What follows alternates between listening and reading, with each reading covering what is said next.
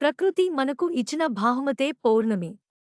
పౌర్ణమి సమయాల్లో కాంతి ప్రవాహం ఎక్కువగా ఉంటుంది. చంద్రుడు భూమికి అతి చేరువలో ఉండే ఈ సమయాల్లో విశేషమైన గ్రహాల శక్తి ప్రవాహం మానవకోటిని తాకుతూ ఎక్కువ ఉపయోగకారిగా ఉంటుంది.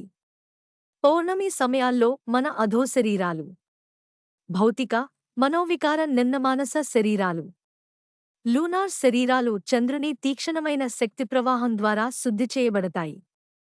ఇదివరకు చంద్రుని ఒత్తిడి వలన కొంతమేర అపరిశుభ్రమై ఉన్న మన నిన్న శరీరాల మురికిని ధ్యానం ద్వారా తొలగించుకోగలం. పౌర్ణమి సమయాల్లో మానవాళికి, ఉన్నత శక్తి కేంద్రాలకు మధ్య ఒక అద్వితీయమైన సమాచారవారధి ఏర్పడుతుంది.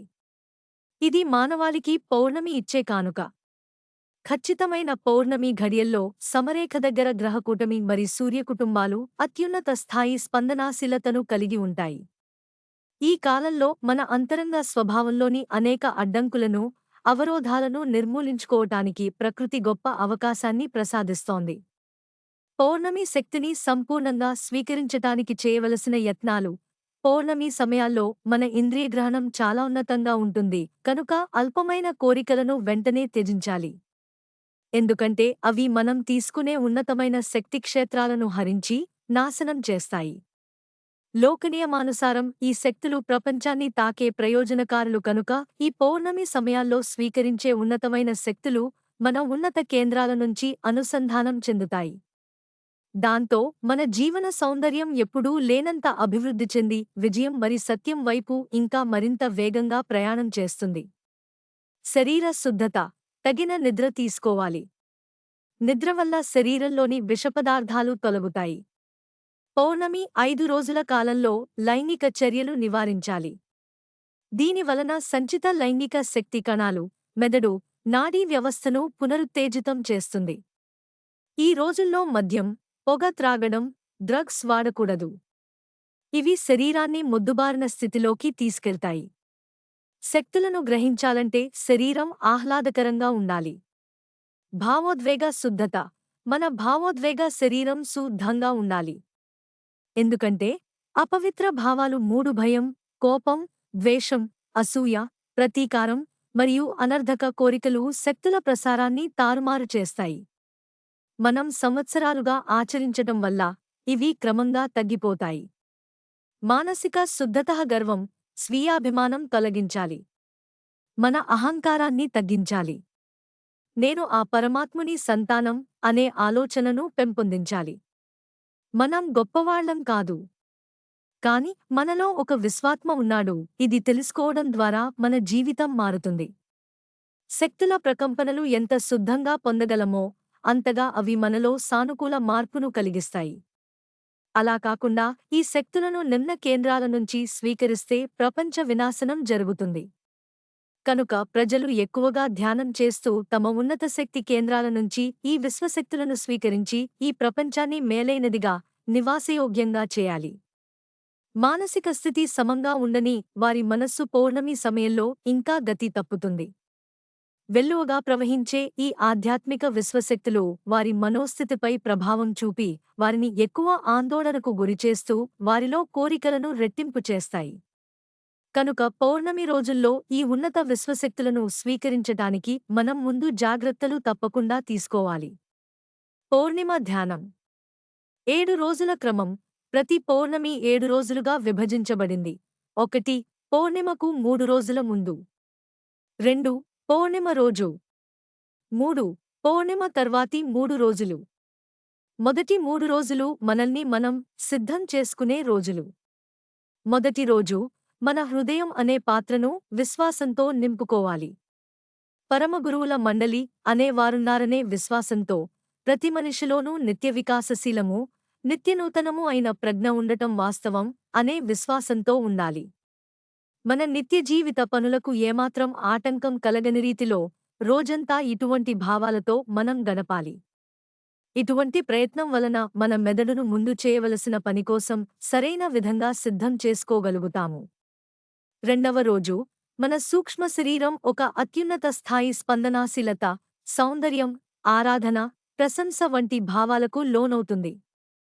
ఆ రోజున మనం భగవంతుని దర్శించిన మహానుభావుల మరి అనంతత్వం దిశగా మనల్ని నడిపించే ఆధ్యాత్మిక జీవనం యొక్క వైభవాన్ని మన హృదయాల్లో పెంపొందించుకోవాలి.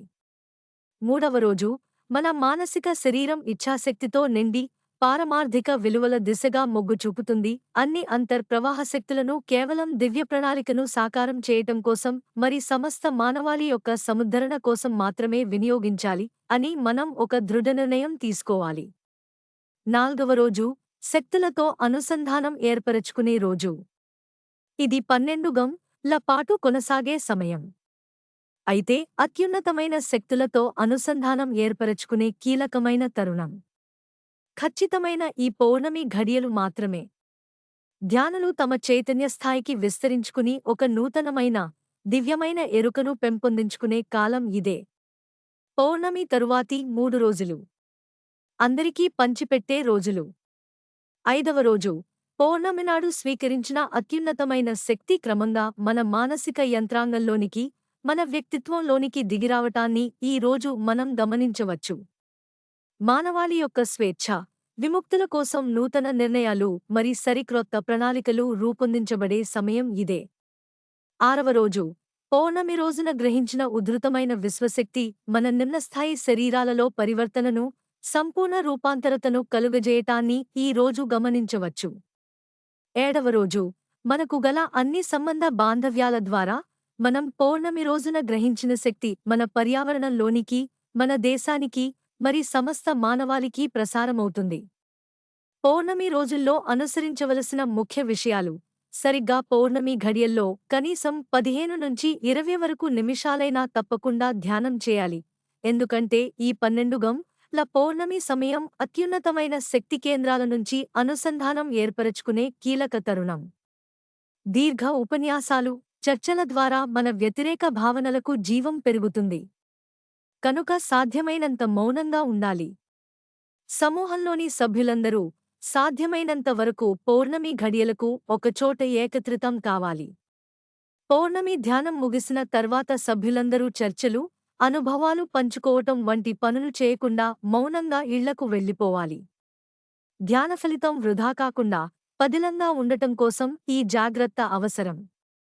మన అనుచితమైన పనులు, తుచ్చమైన ఆలోచనలు, కోరికలు మరి భావాల ద్వారా ఈ శక్తి కలుషితం కాకుండా జాగ్రత్త తీసుకోవాలి.